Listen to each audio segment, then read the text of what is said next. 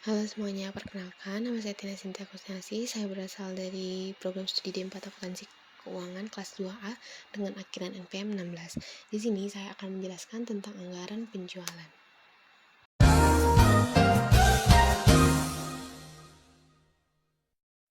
Anggaran penjualan itu apa sih?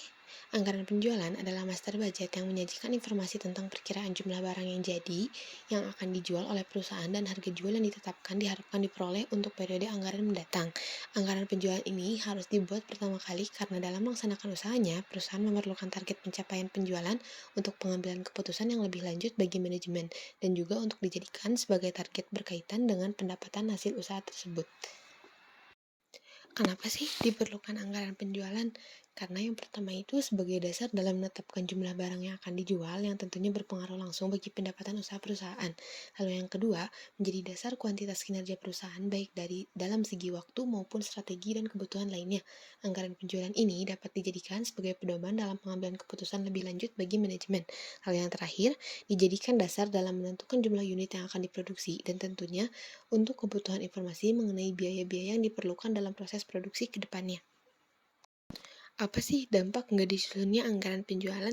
Yang pertama itu, perusahaan tidak akan memiliki dasar kinerja dan target mengenal usaha mereka yang tentunya akan mengakibatkan tidak teraturnya kinerja perusahaan.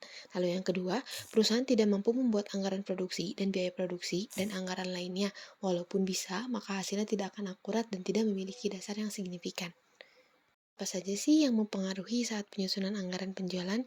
Yang pertama itu data penjualan sebelumnya atau kuantitas dan harga jual. Lalu yang kedua itu target penjualan yang akan direalisasikan atau kuantitas. Lalu yang ketiga harga jual yang akan direalisasikan. Lalu yang keempat variabel independen atau faktor bebas yang mempengaruhi anggaran penjualan atau jika dalam metode analisis regresi. Lalu yang kelima penjualan industri sekitar. Lalu yang keenam market share atau pangsa pasar atau dalam metode analisis industri. Lalu yang ketujuh, dan faktor-faktor lain yang mendukung dalam manajemen untuk mengambil keputusan mengenal anggaran penjualan seperti strategi pemasaran, dampak lingkungan, dan lainnya.